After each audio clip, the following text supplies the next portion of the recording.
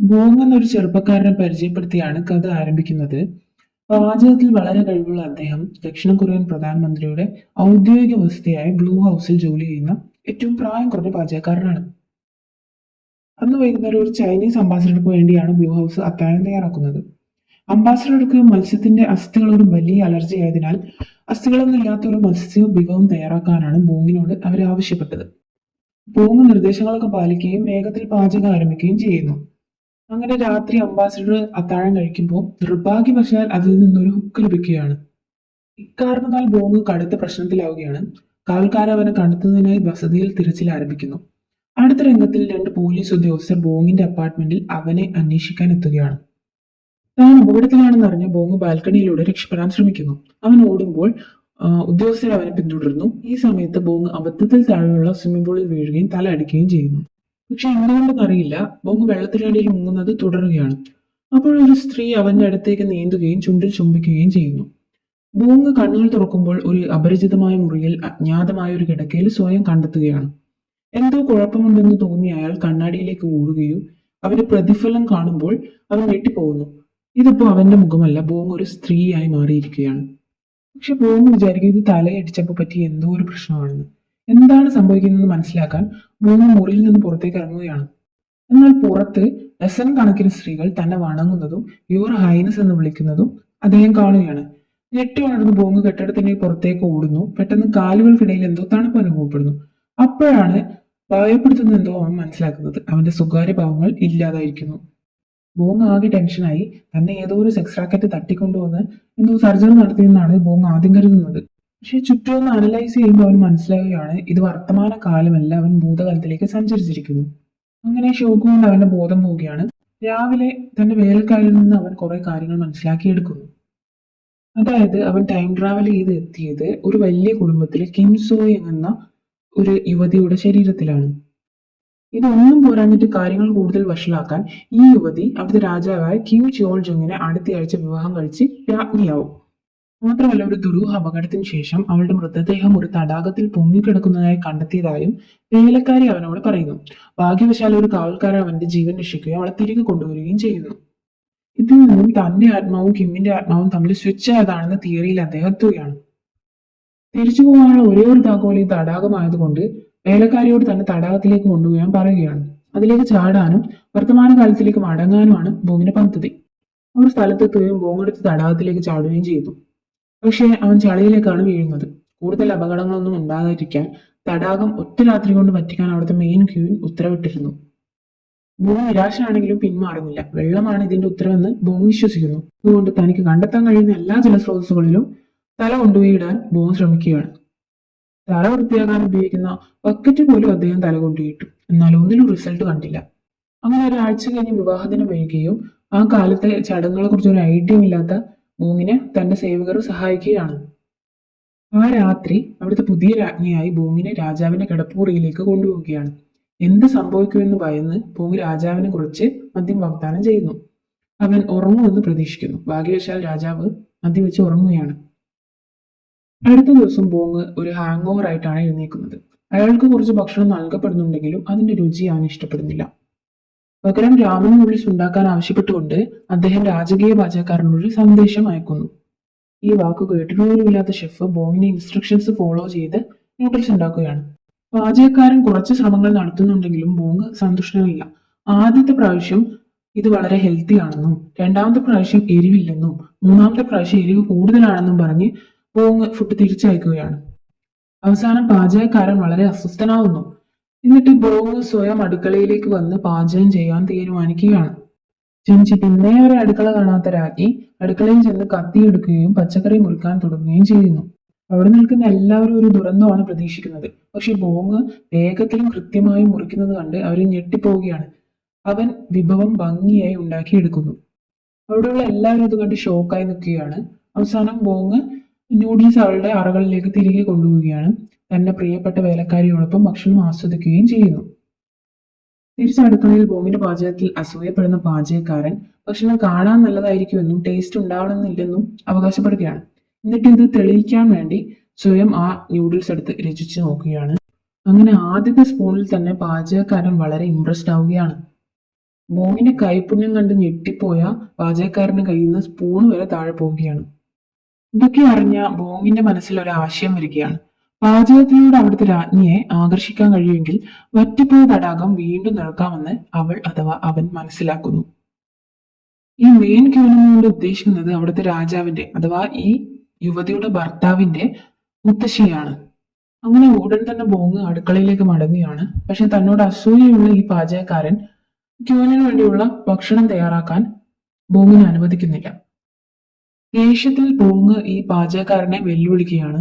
ആദ്യം പാചകക്കാരൻ വിസമ്മതിക്കുന്നു, പക്ഷെ ബോങ് അവനെ കളിയാക്കുന്നു. അതിനാൽ മത്സരത്തിന് സമ്മതിക്കുകയും ചെയ്യുന്നു. അങ്ങനെ മത്സരം ആരംഭിക്കുകയാണ്. പാചകക്കാരൻ ക്യാരറ്റ് മുറിക്കുകയും ബോങ് കക്കിരിക്ക മുറിക്കുകയും ചെയ്യുന്നു.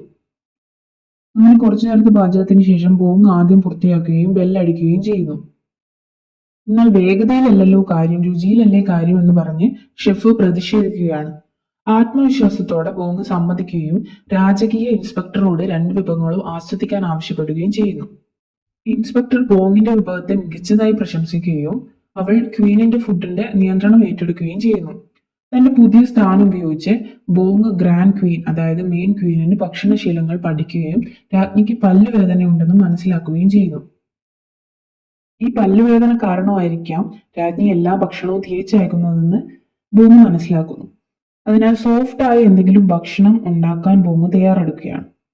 ഉരുളക്കിഴങ്ങ് കഞ്ഞി തയ്യാറാക്കാനാണ് ബോങ് പ്ലാൻ ചെയ്യുന്നത്. നമ്മൾ പാലും മറ്റ് കുറച്ച് ഐറ്റംസും ആഡ് ചെയ്ത് ഇടയ്ക്കിടെ രുചിച്ചു നോക്കുന്നു. ശേഷം ഉരുളക്കിഴങ്ങും ആഡ് ചെയ്യുകയാണ്. പിന്നെ കുറെ ടോപ്പിംഗ്സും ആഡ് ചെയ്ത് വിഭവം പൂർത്തിയാക്കുകയും ചെയ്യുന്നു.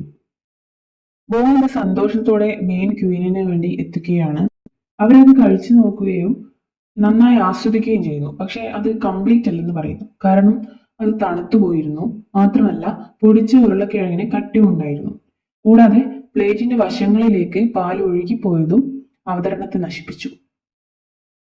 നിരാശയായ ബോങ് ഒരു മെച്ചപ്പെട്ട ഡെലിവറി രീതിയെക്കുറിച്ച് ചിന്തിച്ചുകൊണ്ട് അവളുടെ പല്ലക്കിൽ മടങ്ങുകയാണ്. താമസിയാതെ അവൾക്കൊരു നല്ല ആശയം ലഭിക്കുന്നു. ഈ ആശയങ്ങൾ അവൾ ഒരു തുണിയിൽ തുന്നി ചേർക്കുകയും അതുപയോഗിച്ച് നിർദ്ദേശങ്ങൾ എഞ്ചിനീയർമാർക്ക് അയക്കുകയും ചെയ്യുന്നു.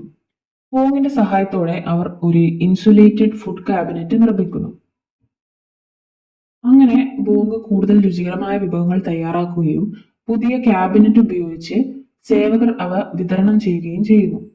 രാജ്ഞി ഭക്ഷണം ചൂടോടെ കഴിക്കുന്നു, വളരെയധികം ഇഷ്ടപ്പെടുന്നു, ബാക്കി ഒരു തുള്ളി പോലും വയ്ക്കുന്നില്ല. കുറെ ദിവസങ്ങൾ കടന്നു പോവുകയും രാജ്യത്തുടനീളമുള്ള അതിഥികളുമായി രാജാവ് ഒരു രാജകീയ വിരുന്ന് സംഘടിപ്പിക്കുകയും ചെയ്യുന്നു. എന്നാൽ വിരുന്നിന്റെ ദിവസം പാചകക്കാർക്ക് എന്തോ ഫുഡ് പോയിസൺ ആവുന്നു. അടുക്കളയിൽ ജീവനക്കാരുടെ കുറവ് കണ്ട് ബോങ് ഒരു പുരുഷനായി വേഷം മാറി വിരുന്നിൽ നിന്ന് ഒളിച്ചോടുകയും അടുക്കളയിലേക്ക് പ്രവേശിക്കുകയും ചെയ്യുന്നു. അവിടെ അന്നത്തെ പലചരക്ക് സാധനങ്ങൾ എത്താത്തതുകൊണ്ട് അടുക്കള ഏകദേശം ശൂന്യമാണ്. ഇത് കണ്ട ബോങ് എന്തെങ്കിലും ക്രിയേറ്റീവായി ചെയ്യാതെ വഴിയില്ലെന്ന് മനസ്സിലാക്കും. ബോങ് വേലക്കാരുടെ സഹായത്താൽ പൊട്ടറ്റോ ചിപ്സ് ക്രിയേറ്റ് ചെയ്യുകയാണ്. അതായത് നമ്മൾ വീഡിയോസിലൊക്കെ കണ്ടിട്ടുള്ള സ്റ്റിക്കിൽ കണക്ട് ചെയ്തിട്ടുള്ള പൊട്ടറ്റോ. അങ്ങനെ വിരുന്നുകാർക്ക് വേണ്ടി ഇത് സമർപ്പിക്കുന്നു. പക്ഷെ ആദ്യം കണ്ടപ്പോൾ ഇവർ വളരെ നിരാശരാണ്. പക്ഷെ അതെടുത്ത് രുചിച്ചു നോക്കിയ ശേഷം വളരെയധികം ഇംപ്രസ്ഡ് ആവുന്നു. അങ്ങനെ അക്കാലത്തുള്ള ഒരു ആദ്യമായിട്ട് ഫാസ്റ്റ് ഫുഡിന്റെ രുചി അറിയുകയാണ്. അടുത്തതായി രാജ്ഞി പ്രിപ്പയർ ചെയ്യാൻ ഉദ്ദേശിക്കുന്നത് വെജ് ബർഗറാണ്. വെജിറ്റബിൾ ബർഗർ തയ്യാറാക്കാനാണ് ബോങ് തീരുമാനിക്കുന്നത്. അതിനുവേണ്ടി പല പച്ചക്കറികൾ ഉപയോഗിക്കുന്നു. മക്ഡൊണാൾഡ്സിൽ നിന്ന് ഇൻസ്പയർ ആയിട്ടുള്ള ഒരു വെജ് ബർഗറാണ് ബോങ് തയ്യാറാക്കുന്നത്. അതിഥികൾക്ക് ഇത് വളരെയധികം ഇഷ്ടപ്പെടുന്നു. തീർച്ചയായും ബർഗർ ഇഷ്ടമില്ലാത്ത ആർക്കാണ്. അതിഥികൾ ആ ബർഗർ ആസ്വദിച്ച് കഴിക്കുകയാണ്. അടുത്തതായി മധുരത്തിനായുള്ള സമയമാണ്. അതിനുവേണ്ടി ബോങ് പ്രിപ്പയർ ചെയ്യുന്നത് ജെല്ലിമിഠായികളാണ്. ഓരോ ജെല്ലിമിഠായിയുടെ സ്റ്റിക്കിലും ബോങ് ഓരോ കോട്ട് ഹൈഡ് ചെയ്തിട്ടുണ്ട്. അങ്ങനെ ഓരോരുത്തർ അവരുടെ കോട്ട് വായിക്കുകയും ചിരിക്കുകയും ചെയ്യുന്നു. പരുക്കം തുടക്കമുണ്ടായിട്ടും വിരുന്ന് വലിയ വിജയമായി മാറുകയാണ്. ഇതൊക്കെ കണ്ട് സന്തോഷമായ മെയിൻ ക്വീന് ബോങ്ങിന് ഒരു ആഗ്രഹം നടത്തിക്കൊടുക്കാൻ തയ്യാറാകുകയാണ്. ബോങ്ങിന് കിട്ടിയ ചാൻസ് ആണല്ലോ. ബോങ് ഉടൻ തന്നെ തടാകം വീണ്ടും നിറക്കാൻ അവരോട് ആവശ്യപ്പെടുകയാണ്. അത് രാജ്ഞി സമ്മതിക്കുകയും ചെയ്യുന്നു. പക്ഷെ 19-ാം നൂറ്റാണ്ടാണല്ലോ, യന്ത്രങ്ങളൊന്നും തന്നെ ഇല്ല. വേലക്കാർ ഓരോരുത്തരായി ബക്കറ്റിൽ വെള്ളം കൊണ്ടുവന്ന് തടാകത്തിൽ ഒഴുക്കുകയാണ് ചെയ്യുന്നത്. ഈ പ്രക്രിയ വളരെ മന്ദഗതിയിലുള്ളതും ക്ഷീണിപ്പിക്കുന്നതുമാണ്. അപ്പോൾ ബോങ് അവരോട് ആവശ്യപ്പെടുകയാണ് എല്ലാവരും അവരവരുടെ സ്ഥലത്ത് തന്നെ നിന്നുകൊണ്ട് ഓരോ ബക്കറ്റിലെ വെള്ളം അടുത്തടുത്ത ആളുകളിലേക്ക് പാസ് ചെയ്യാൻ. ഇത് എല്ലാവർക്കും ഇഷ്ടപ്പെടുകയും സമ്മതിക്കുകയും ചെയ്യുന്നു. അങ്ങനെ ബോങ് ഈ പ്രക്രിയക്ക് മേൽനോട്ടം വഹിക്കുകയാണ്. അങ്ങനെ ദിവസങ്ങൾ കടന്നു പോകുന്നു. പക്ഷെ നമ്മൾ വിചാരിച്ചതിലും വലുതാണ് ഈ തടാകം. അതുകൊണ്ട് തടാകം ശൂന്യമായി തന്നെ തുടരുകയാണ്. അപ്പോഴാണ് കനത്ത മഴ ആരംഭിക്കുന്നത്. പതുക്കെ പതുക്കെ തടാകം നിറയുകയാണ്. ആവേശഭരിതനായ ബോങ് മഴയിൽ നൃത്തം ചെയ്യുന്നു. അങ്ങനെ തടാകം നിറഞ്ഞു കഴിഞ്ഞതിന് ശേഷം ബോങ് അവളുടെ യഥാർത്ഥ പേര് ഒരു കല്ലിൽ ഒപ്പിട്ട് വെള്ളത്തിലേക്ക് എടുത്തു ചാടുകയാണ്. നിർഭാഗ്യവശാൽ ഇത് ഫലം കാണുന്നില്ല. പക്ഷെ കുറെ എപ്പിസോഡുകൾക്ക് ശേഷം ഒരു ആക്സിഡന്റിൽ ബോങ്ങിന് ബോധം പോവുകയാണ്. അങ്ങനെ ബോധം വരുമ്പോൾ തിരിച്ച് ബോങ് എഴുന്നേക്കുന്നത് ഒരു ഹോസ്പിറ്റലിലാണ്. അടുത്ത് തന്നെ ഒരു ഉദ്യോഗസ്ഥനും കിടന്നുറങ്ങുന്നുണ്ട്. ബോങ് രക്ഷപ്പെടാൻ ശ്രമിക്കുന്നുണ്ടെങ്കിലും ഉദ്യോഗസ്ഥൻ ഉണരുകയാണ്. ബോങ് വീണ്ടും രക്ഷപ്പെടുന്നുണ്ടെങ്കിലും രണ്ട് ഉദ്യോഗസ്ഥർ കൂടി അവനെ പിടിക്കുന്നു. അവൻ ഒരു പ്ലാറ്റ്ഫോമിൽ നിന്ന് എടുത്തു ചാടുകയാണ്. ഒരു ലൈബ്രറിയിൽ പോയി ചരിത്ര പുസ്തകം തിരയുകയും ജോസൺ രാജവംശത്തിന്റെ ഒരു പ്രസിദ്ധീകരണം കണ്ടെത്തുകയും ചെയ്യുന്നു. താൻ അങ്ങനെ ചരിത്രത്തിന്റെ ഭാഗമായി തീർന്നുവെന്ന് മനസ്സിലാക്കിയ അദ്ദേഹം പുഞ്ചിരിക്കുന്നു.